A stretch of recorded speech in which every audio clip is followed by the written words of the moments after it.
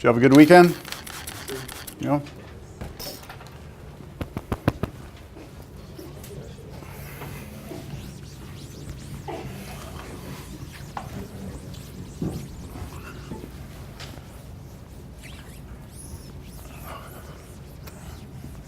So last week there was one thing I forgot to do, and that's pass out the sign-in sheet for attendance. So I'm going to pass that out right now, and go ahead and initial. You'll see your name, and then you'll see the date.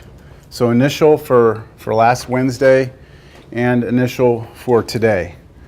And then if there's a highlight next to your name, that means you did not complete the syllabus quiz. There was only 3 students that did not do it.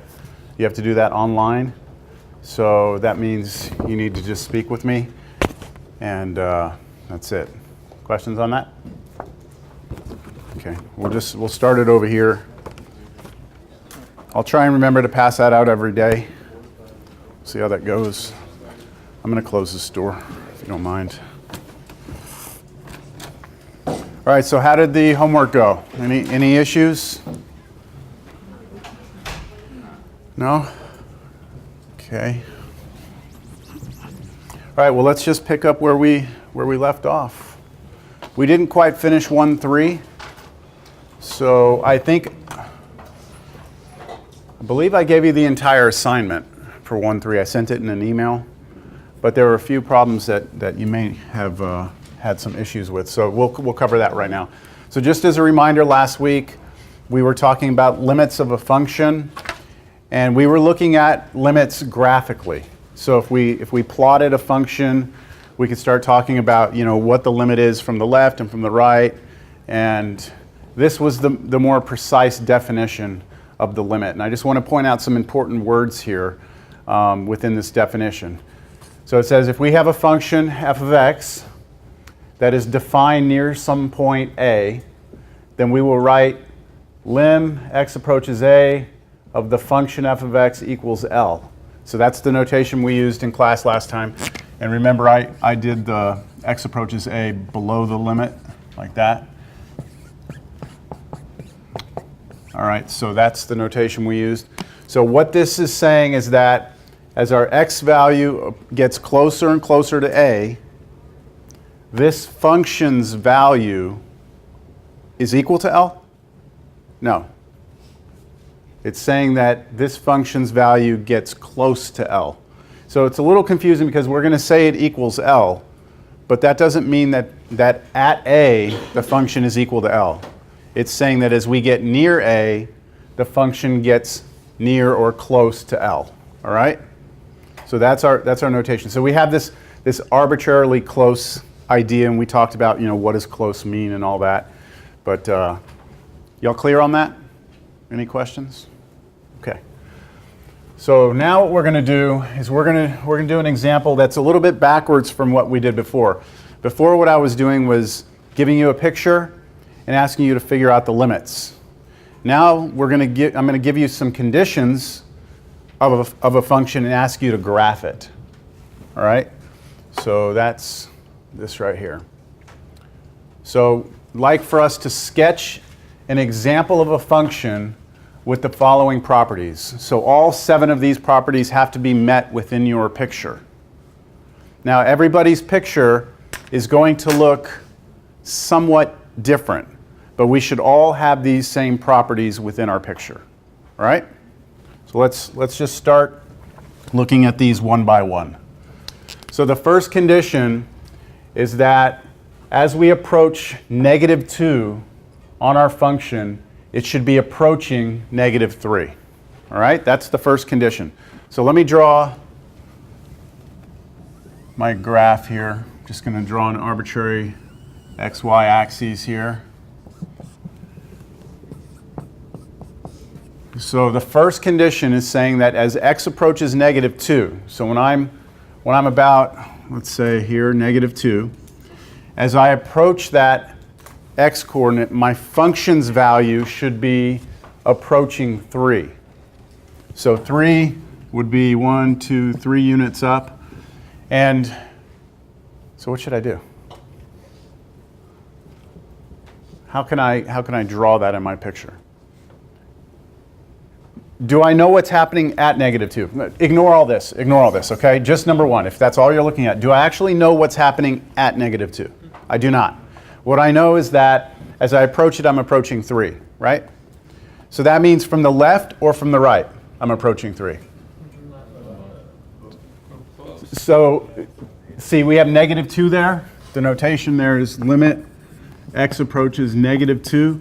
That is the plus and minus that we were using for left and right. We're on the top right of that, right? And if it's not there, what does it mean? Both, right? So this is telling me that from both sides, I have to be approaching 3. So here's how I'm going to draw it. At -2, I don't know what's happening, so I'm going to put open circle. That just kind of gives me a little placeholder of where my function is approaching. And then from the left, I don't know what it's doing, but I know it's coming in there, right? And I can do that however I want. Okay, I can do that. You can do yours a little different. You could come in like this. You know, however you want. Just put little tails off that little open circle. And would you agree that satisfies that first condition? Yes? We all good with that? Okay. Now let's go to condition number 2. Condition number 2 says that at -2, my function's value is equal to 0. So that's not a limit, right? That's college algebra. There's a point defined there. So at -2, my function's value should be 0. So I should be putting a solid dot on the x-axis. Make sense? All right. Third condition. Limit as x approaches 1, and can you all see that little negative sign, top right? So that means I'm coming in from which side? The left. So as I approach 1 from the left, my function should be approaching what? -1. So here's 1, right? Here's 1. And my function should be approaching -1 only from the left. So again, I'm going to put an open little circle here because I don't really know what's happening at 1 yet. I haven't looked at the rest of this yet. So at 1, I'm approaching -1, but only from the left, so I'm going to draw a little tail coming off of that. And again, I don't know where it goes. It might go up, it might go down. That's where we're going to have little differences in our graph. Understand so far? Okay. Now the next condition says that as I approach 1 from the right this time, I should be up here at 2 instead of down here at -1. So I'm going to go up 2, I'm going to draw another open circle, and I'm going to come out the right side with the little tail.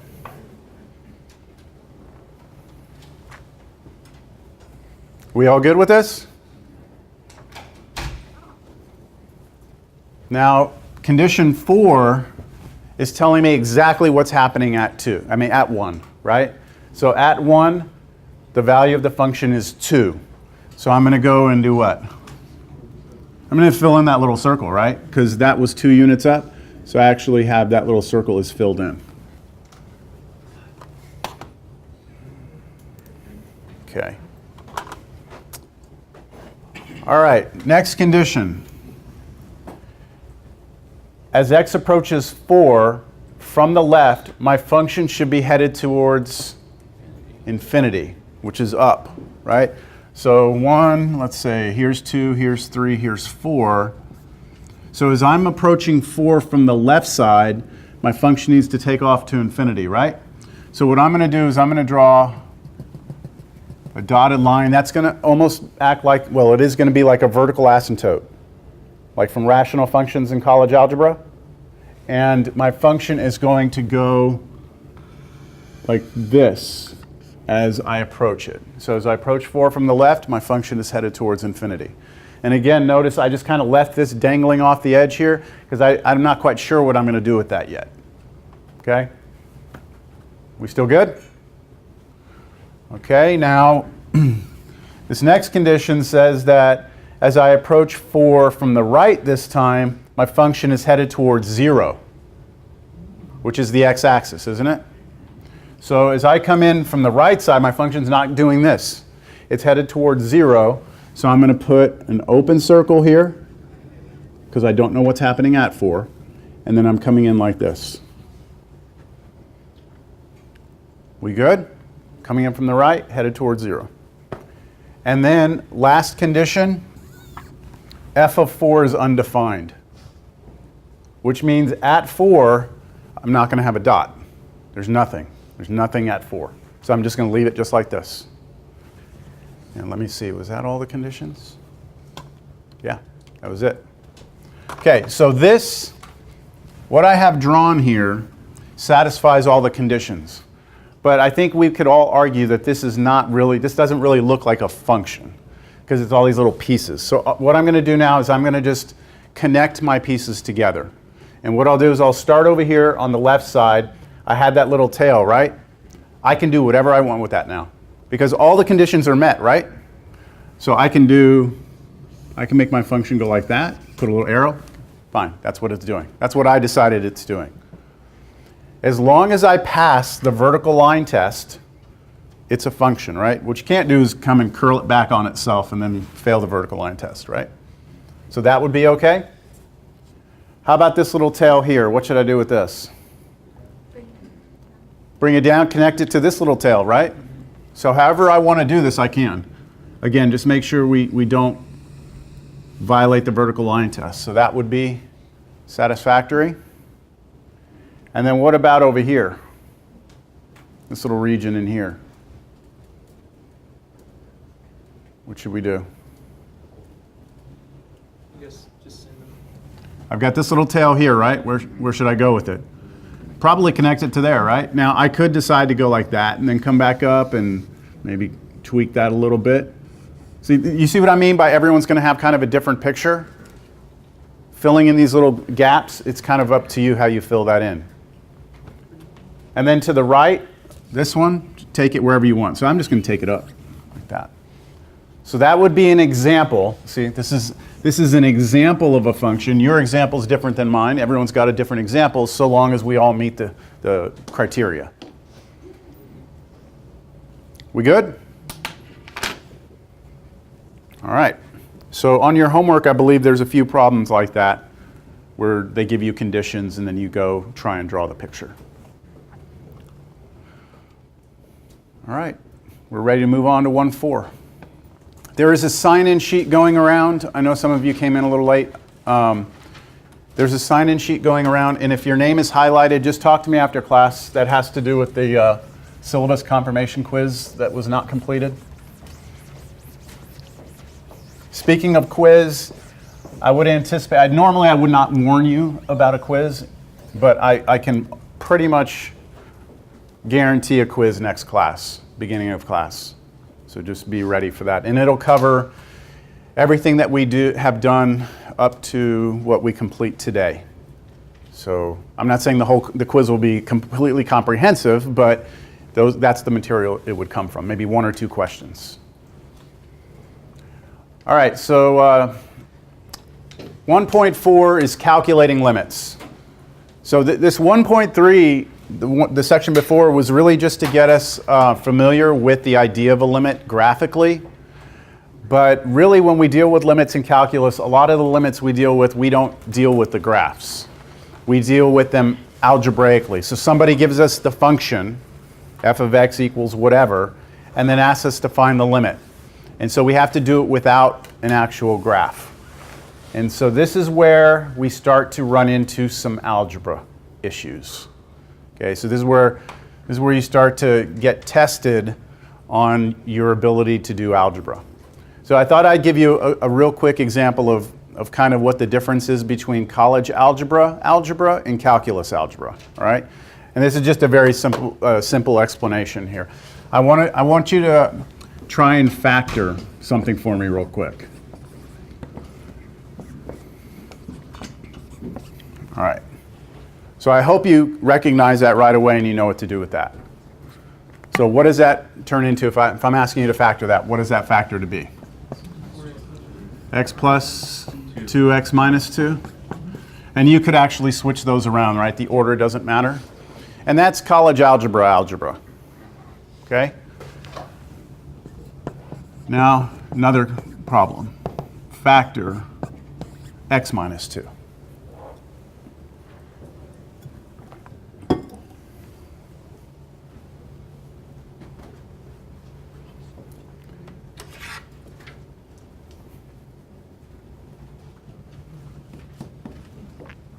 Yeah.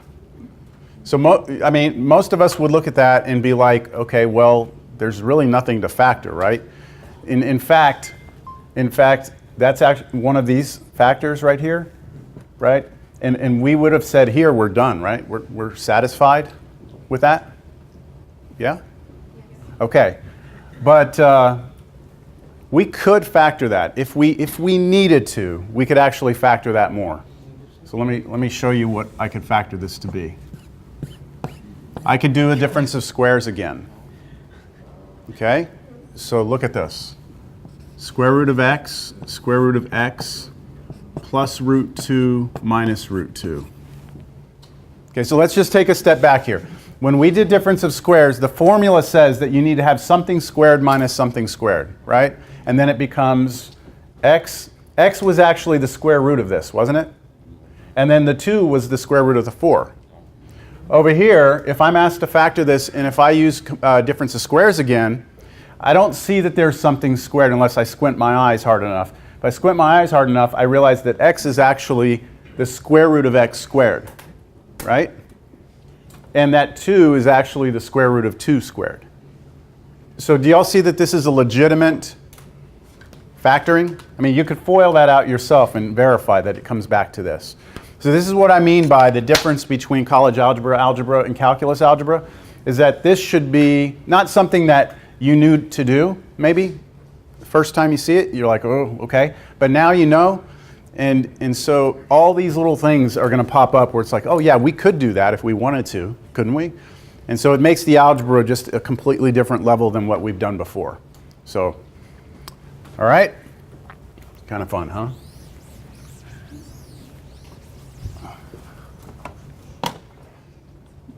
Where are you? Where are you? All right, so I put that in here. We now discover a way to calculate limits by analyzing the function itself without the graph. This will require significant amounts of algebraic skill and tricks.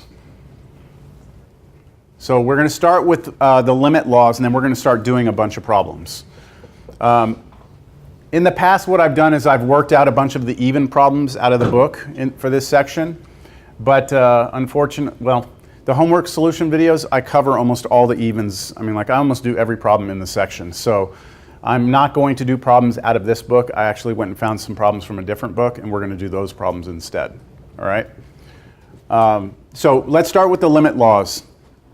These are the things that you're allowed to use while you're calculating limits. Try and make this look a little bit. I don't know why this looks so terrible up here. Okay, that's the way it looks if you print out these notes. It's nice and everything lines up, but it's hard to read in here. So I'm going to zoom in if you don't mind. That way we can all see it. So the first limit law says this. Now, first we have to assume, there is an assumption up here. Let's say that you have a function f, and as you approach a, the limit exists. That means the limit from the left and from the right, they go to the same places. And you have another function g, that as you approach a, the limit exists. So in a graph, this is what this would look like. Let's say you have some a here, and then this is your f function, and then your g function is some different function. We're assuming that the limit exists at a. That means on f it comes into the same place, and on g it comes in the same place, but they don't have to be going to the same values, all right? Okay, so assuming that this is true, then look at this first limit law. It says that if you add the two functions together and then take the limit, that you can separate the functions and do the limits on each one individually. All right? So this allows you to split up a limit of a sum. Listen to what I'm saying here. You're taking the limit of a sum, and it's equal to the sum of the limits. That's the first limit law. You'll see this in action, all right? The second limit law says that if you're taking the difference of two functions and taking the limit, that you can split it up and do subtraction. So you can do the limits on each one individually. These laws allowed us to kind of divide and conquer, that we can kind of look at individual pieces and take limits instead of trying to do the whole thing all at one time. The third limit law says that if you have a constant in front of a function, this is multiplication, that you can basically just ignore the constant, take the constant out in front, calculate the limit of the function, and then multiply by the constant at the end. So in other words, the constant does not have an impact on your ability to calculate the limit. The fourth limit law is an outstanding result. It's very good news for us because later on this sort of thing is not going to happen and it's going to cause a lot of trouble. So this says that if you have two functions being multiplied together and you're trying to find the limit of the functions, the product of those functions, that yes, you are allowed to take the limit of the first function, the limit of the second function separately, and then multiply the two answers together. This may seem, does this all seem so far like pretty straightforward, like that these laws are behaving the way you want them to behave? Okay. It's a good thing, because like I said, later on we're going to try to do something and it's not going to work out like this. This one says that if you have a quotient, if you're doing division, two functions being divided, and you want to calculate a limit, then just go up and calculate the limit of the numerator, limit of the denominator separately, and then divide those two answers. So long as the denominator's limit does not go to 0. Because if this goes to 0, then it's undefined. All right, and then this is a nice property of limits. It says if you have a limit of a function that's being raised to a power, you actually don't have to raise the function to the power first. What you can do is you can take the limit of the function by itself and then find the answer and then raise it to the power. So this is allowing you to actually what we call pass the limit through the power. You're basically pushing the limit into the function and then doing the power at the end. It's very convenient for us to be able to do that. And then property 7 is, I think it's pretty straightforward, but let me draw a picture of property 7. Property 7 says if your function is a constant, so like imagine you have the function f of x equals the number 3. Then we all know that that's a horizontal line that passes through 3, right? Then it doesn't matter where I go. If I go here, A, and I say, hey, what's happening as I come into the left and right of that point? It's just going to be 3, right? And I can do that for any point. So the limit of a constant is just the constant. All right? And then this next one, property 8, says, oh, come on, there it is. Property 8 says that the limit as x approaches a of x equals a. So I'll try and illustrate that with a picture. Are you all familiar with this very important function in mathematics, f of x equals x? Anyone know what that function's called? We have a very special name for it. No? The identity function? It's called the identity function. And if you graph it, it's this diagonal function. It's the one that's perfect 45-degree angle, right? This is identity. It comes into play a couple of places. Do y'all remember in college algebra that when you have a function and you try and graph its inverse, the inverse is a reflection over the identity? That was one place, but they call it the identity because whatever you plug in is identical to what comes out. If you plug in 1 to this, it spits out 1. You plug in 2, it spits out 2, right? Plug in 3, it spits out 3.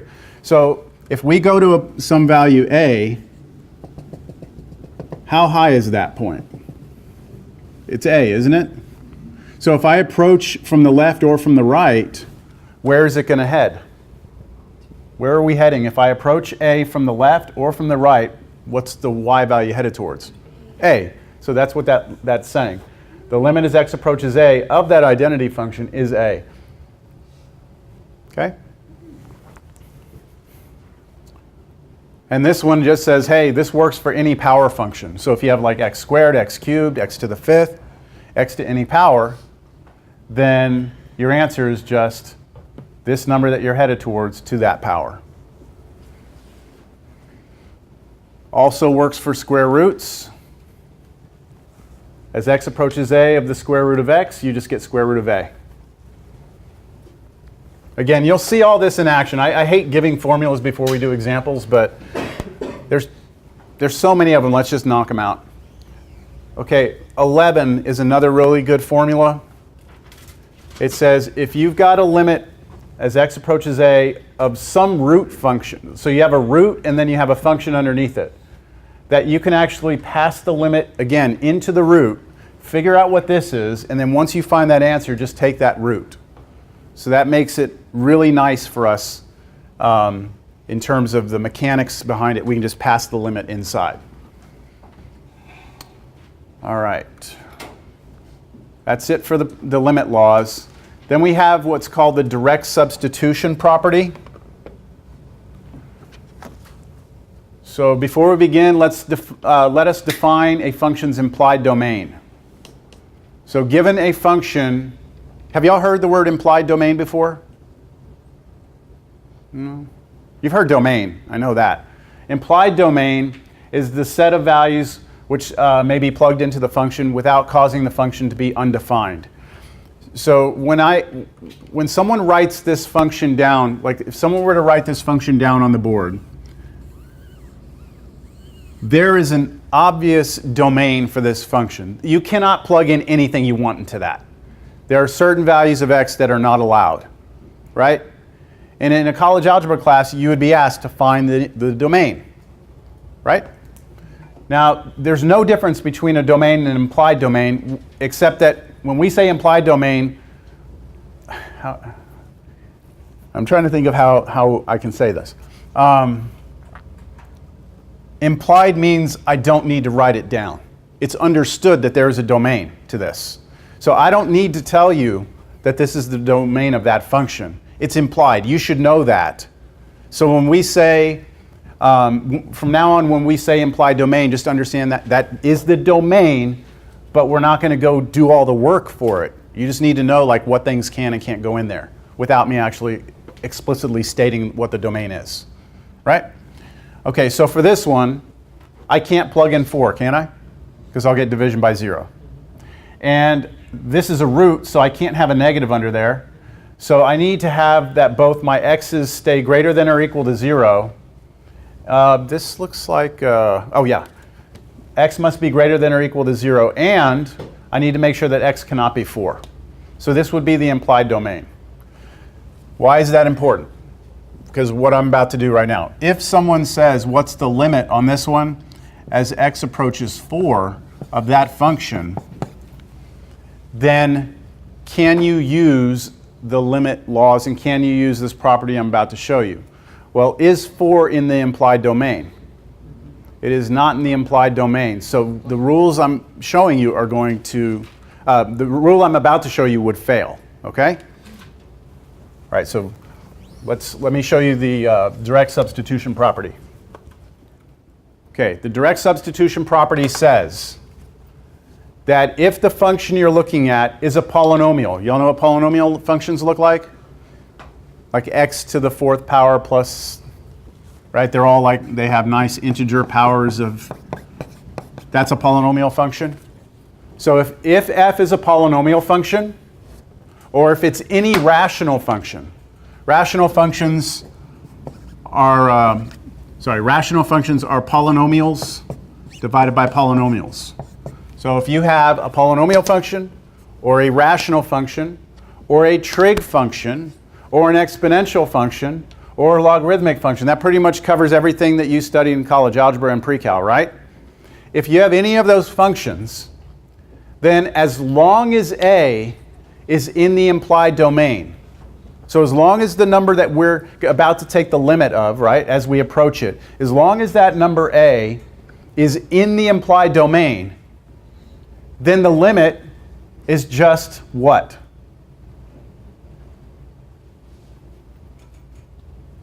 The limit will be equal to what? This, right? What is that? What's f of a? What am I actually doing?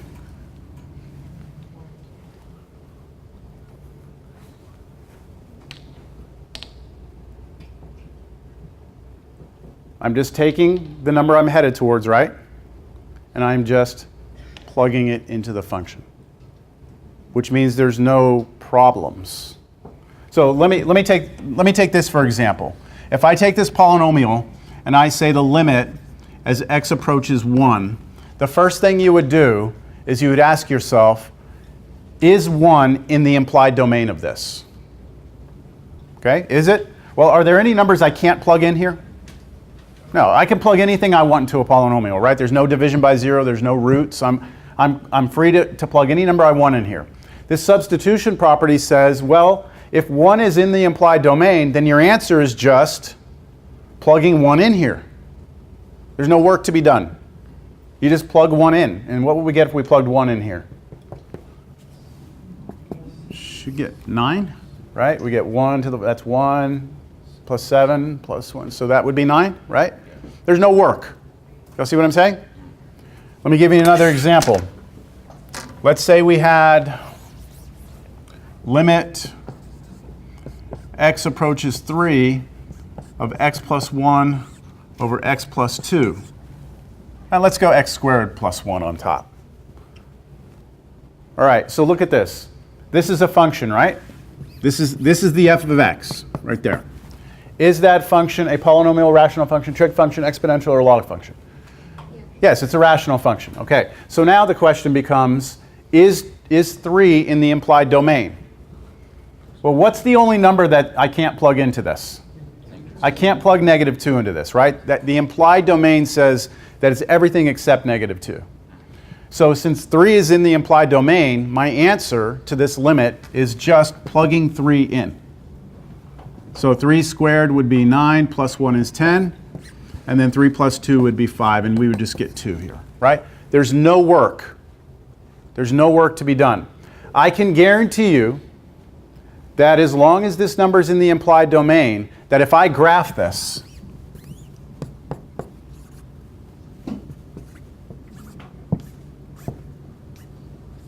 it's actually going to look like that. Because 3 is a valid number to plug in, so I'm going to get the function's value there, and the limit is going to head to that point, guaranteed. But that only works for polynomials, rationals, trigs, exponentials, and logarithmic. And you might be asking yourself, well, are there any other kinds of functions other than that, right? Well, yes, there are. There are a lot of different types of functions. You could have combinations of those types of functions. Something like, I don't know, you probably have never been asked to look at a function like this. That's supposed to say sine x squared plus 4 over x to the third minus 8. Okay, now that's a combination of a root function, a trig function, and it's a rational function all at the same time, right? So these rules would not apply because that is not one of those. Make sense? Okay, so we are headed to some nasty looking functions here.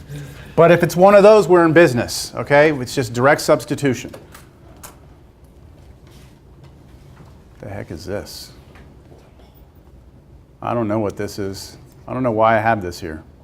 Okay. All right, we will come back to this. All right, we're not ready for that. We're ready to do some examples. So normally I would not break my phone out here, but I took a picture of this textbook before I came to class. I have not done these problems, so this ought to be pretty fun.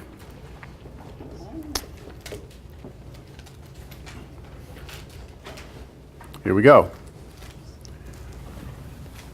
Example 1. Let's take the limit as x approaches 5 of x minus 5 over x squared minus 25.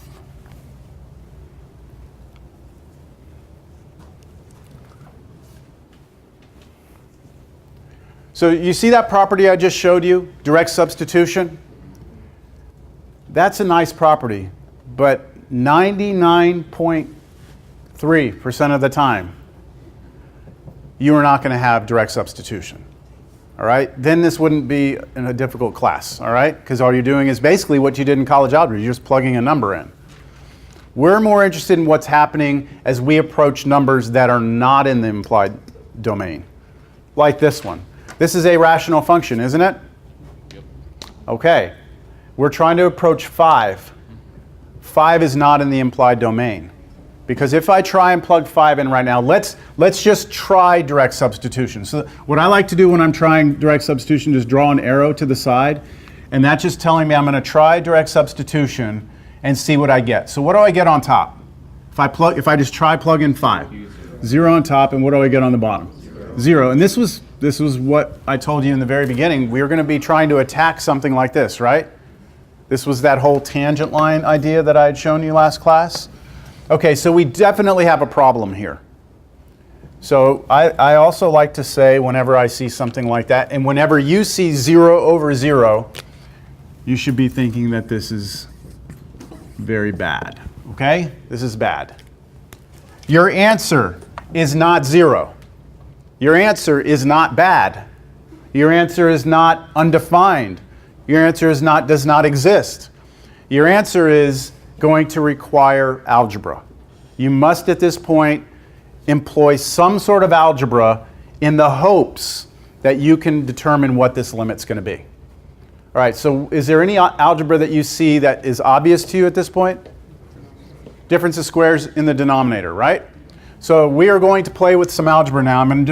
That was just us thinking. I'm going to take the limit as x approaches 5. Notice I wrote the limit out again. I put an equal sign in front of it. This is proper notation. X minus 5 on top. I do my difference of squares in the denominator, like this. What does that allow me to do? Allows me to cancel these, right? Now remember from last class also, we talked about the whole little asterisk. Like you can only cancel these if you promise me what? X is not going to be 5. That's okay, because I'm not going to let x be 5. I'm going to let x approach 5, right? That's what this whole limit's saying. So this cancellation is allowed. And then at this point, limit x approaches 5. Notice that I still have the limit here. I have not changed it. I have a 1 on top when I cancel. And now, let's imagine, if we could, that this is a brand new problem. This would be a rational function, wouldn't it? Is 5 in the implied domain of this? Now it is, right? So I could use the direct substitution principle that tells me that this should approach what? This should go to what? 1/10. So I'm going to write 1/10. And notice now, I did not write the limit. Because what I'm saying is I'm letting now x approach 5, and we all agree that this will be really close to 5 plus 5. That would be really close to 10, wouldn't it? So this is approaching 1/10. It's never going to get there, but it's approaching it. With me? Okay. All right, we're going to verify this result with the picture.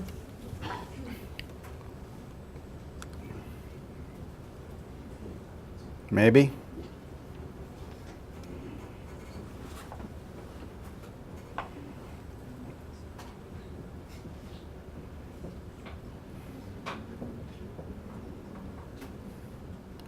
There's this website called Desmos. Have y'all ever seen that before? Desmos? It's pretty good. I'm going to graph x minus 5. Oop, I need that in parentheses. X minus 5 over x squared minus 25. And where were we approaching? Okay, 5.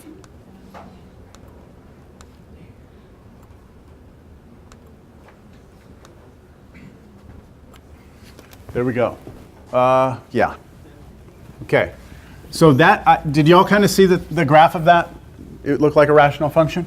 Okay, so if you just look at the function without the picture and plug in 5, you got 0 over 0, right? But after some algebra, we were able to get 1/10. And you can see that on the graph, if we go to 5, well, it looks like it's defined, doesn't it?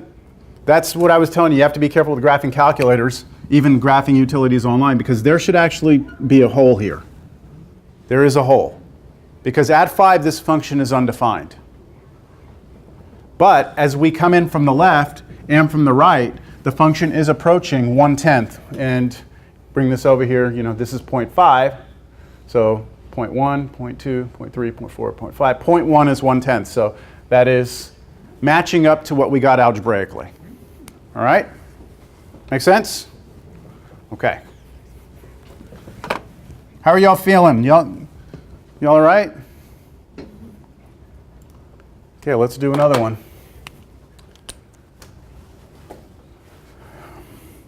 That algebra was easy, right?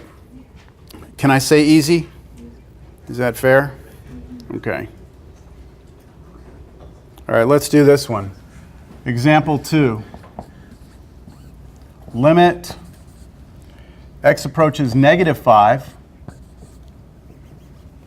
of x squared plus 3x minus 10 over x plus 5.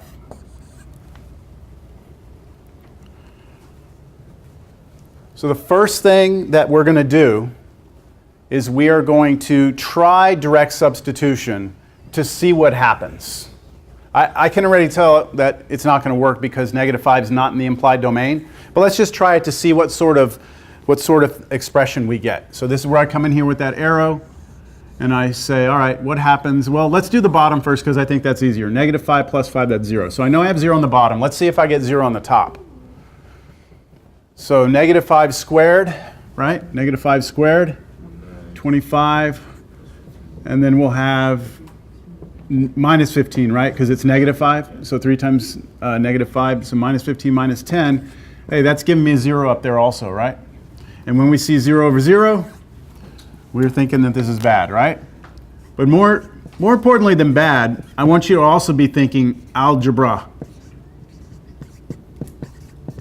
Algebra / trick, okay? Anytime we see 0 over 0 from now on, when we're calculating a limit, we need to be thinking we need to do some algebra or some sort of trick. And I haven't really shown you any tricks yet, but algebra for sure. What's very disheartening is when I give a quiz next week and I give a problem like this and someone gets 0 over 0 and they write equals 0 or they write equals undefined. It's going to happen. Somebody in here is going to do that. And what does that mean? I mean, that means that they're completely missing the entire reason we are here, right? It's to be able to understand what is happening here, and that requires some work. All right, so now what I'm going to do is rewrite this. I'm going to rewrite the limit, right? The limit. And you have to write the limit again, all right? Part of this is about your notation. Don't be all sloppy doing some weird scratch work on the side. No, just write the limit again. And then what? What sort of work can you do on that? Is there anything that you can do? You can factor the top. The numerator factors. It factors to be x plus 5, x minus 2. All over x plus 5. Here's a little hint to you. If you get 0 over 0, and these are polynomials, then whatever factor is down here has to also be up here. Like x plus 5 has to be a factor up here in order for the top to go to 0. But you should be able to factor a quadratic trinomial. So, all right, we can cancel those, can't we? All right. And then we're going to write limit again.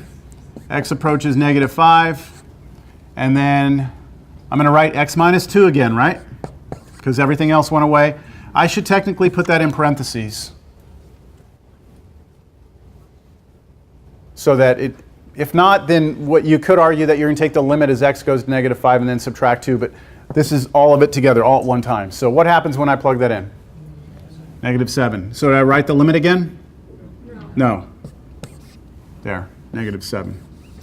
So if I were to graph this, I'm not going to verify it this time. If I were to graph it, I'd have all sorts of stuff happening, but when I got to -5, I would have a hole. You wouldn't see it on the graph, but it would be there. But I can tell you that my function would be approaching -7. Okay? I mean, we've already basically figured out what Newton figured out, which is the way to get around that 0 over 0. We've done it, but we just haven't done it for an actual tangent line yet. We're going to have to do that, but at least we're getting some mechanical skills here to be able to do it. And it's only required factoring, right, so far? It's only required factoring. So if you're having trouble factoring those quadratic trinomials, I recommend you head to the tutoring lab ASAP, because you've got to be able to factor. And you've probably been told that for the last like 3 classes. You have to be able to factor. Well, I guarantee you, you will not survive if you can't factor at this point. It'll be the end of the road for you. I just being honest, okay? All right, let's look at another one.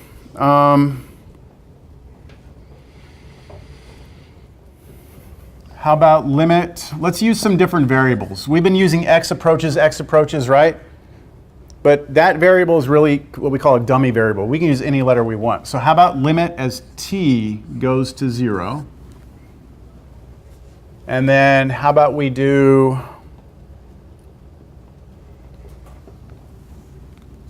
t squared minus 2t minus 3 over t plus 1.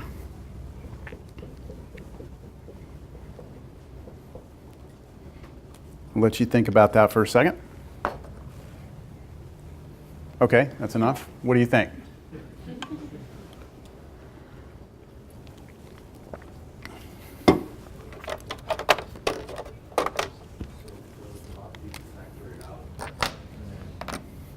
You could factor the top out? I agree, you could factor the top out. Okay. Do you all agree you could factor the top out? Yes?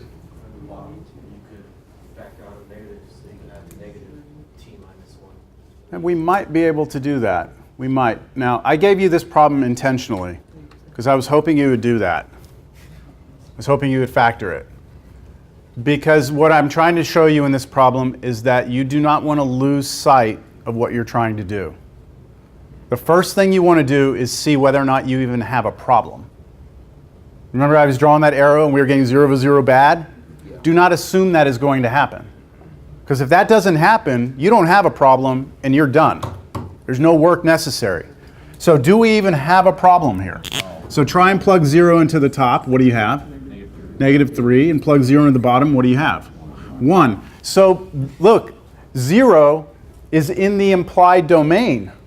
It's in the implied domain, which means that we just direct substitute and our answer is going to be negative 3, and we are done. Got it? So I'm glad you said that because I was hoping someone would. So it was kind of a trick question because what happens in a class like this is that you start getting so used to I need to do algebra, I need to do algebra, I need to do all this trick that you get a limit like this where there's no work involved and you spend like 10 minutes trying to figure out what's happening. Then you confuse yourself because things don't cancel. Look, let's just see what would have happened. Had we tried to, had we actually factored that top out, t minus 3, t plus 1? No. Oh, yeah. Yeah, it does, right? Okay. Well, this would have worked, right? Because these cancel. But you still get negative 3, right? But you didn't have to do that, right? I should have made it where they didn't factor. So let's say that would have been like a 2, okay? Then they don't cancel, and then you're sitting there going, what's going on? You know, like this, is my factoring wrong? There's nothing wrong with what you're doing. It's just that you didn't need to do any of this. Understand? Okay, so always look at this scenario first. Make sure you know what's going on. All right. Let me put that, and I think you got the idea with the canceling of the factors. All right, let's do another example. Example 4.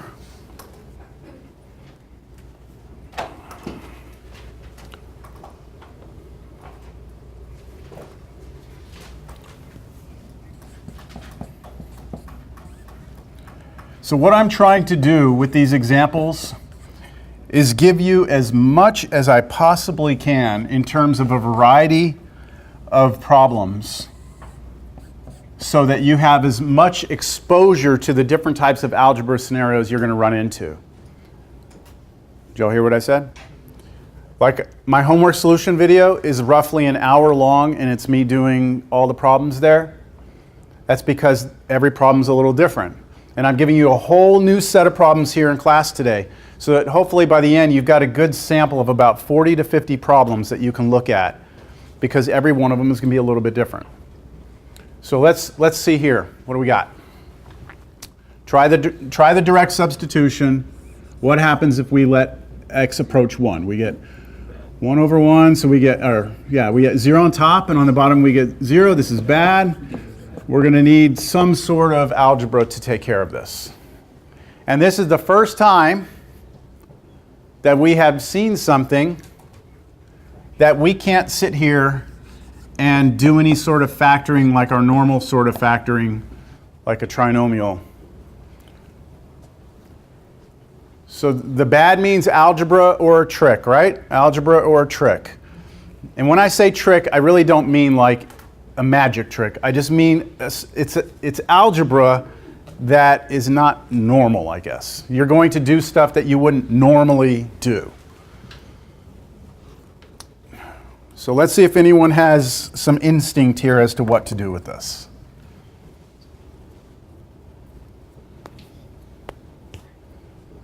Should I add one more thing? In the problems that we've done where we've had 0 over 0 and it's been bad, haven't we've always been able to cancel the factor? Haven't we always been able to cancel out and get rid of that 0 over 0? So if I have any hope of solving this problem, I'm going to need to cancel the x minus 1, right? Yeah. I don't have an x minus 1 up top though. So right now I can't cancel. But maybe I can massage this thing into a way that I can make x minus 1 appear on top.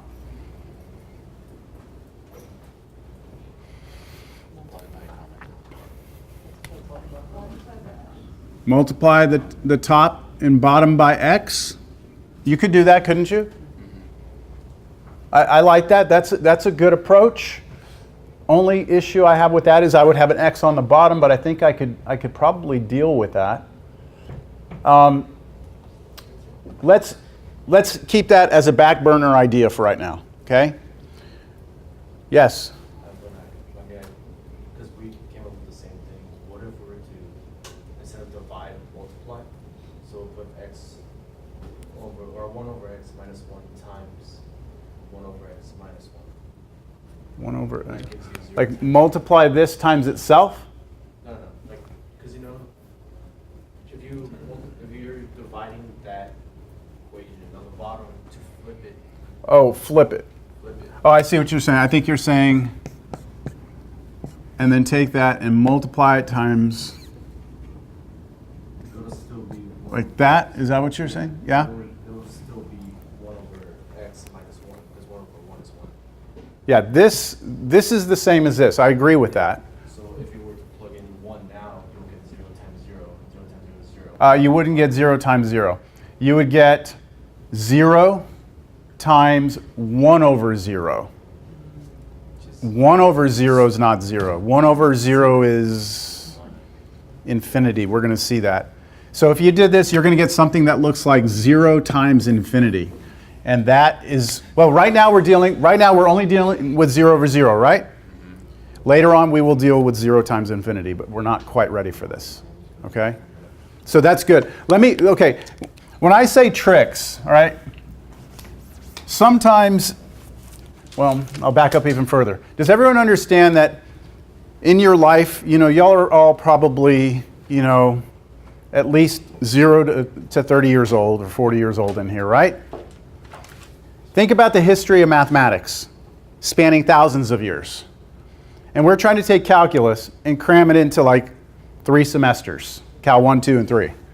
So sometimes I have to just show you something that took somebody a long time to like figure out, to kind of like push you through the door. But now that you've seen it, you know that that's always in the arsenal of weapons to use, right? So to speed up the process of us sitting here and trying to do all these different things, let me just show you this first time and see if it makes sense to you. All I'm going to do is get a common denominator between those two. right? This is what we call a complex fraction. We've got a fraction, but then within the numerator we have another fraction. So this is a complex fraction. When you see complex fractions, one of the tricks that you may try, that may work, is getting common denominator between those two. So I'm taking 1 over x minus 1. I'm looking at that 1 as being 1 over 1. And then I need to introduce an x on the top and bottom there, right? And then I can put them together. And if I put these two together, what would this turn out to be? 1 minus x over x over x minus 1. Y'all see the common denominator in the numerator? Now, do you see that I'm getting kind of close? Do you see that this is really close to this now? They're just off by a sign. This is negative x, this is positive x, this is positive 1, that's negative 1. So when two factors are off by a sign, you can always do what?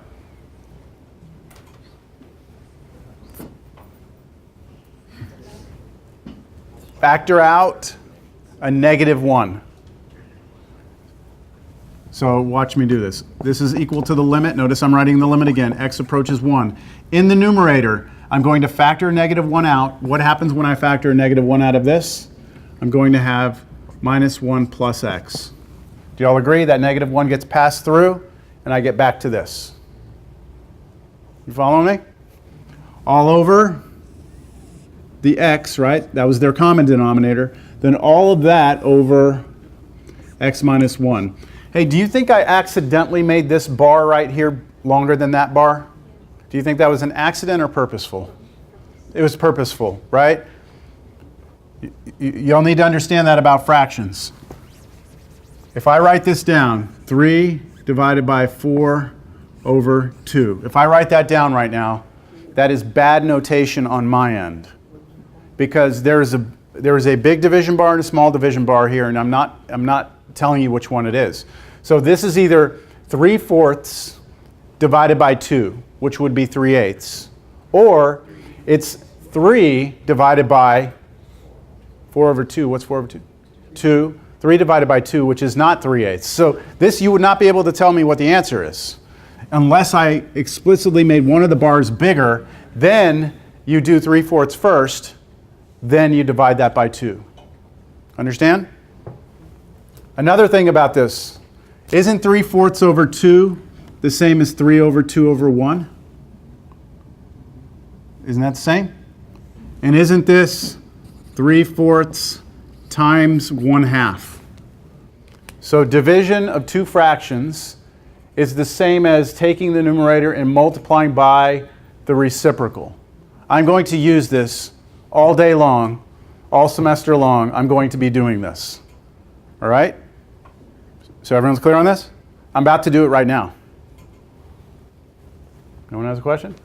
All right. So do these match now? Is this x minus 1 right here? Yes. X minus 1? Yes, they match.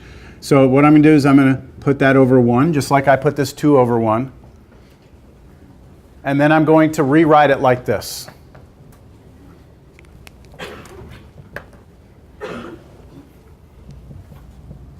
So limit x approaches 1.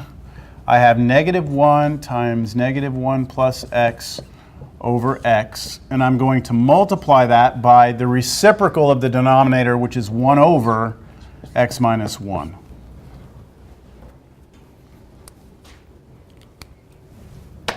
And now, cancel. This factor and this factor cancel.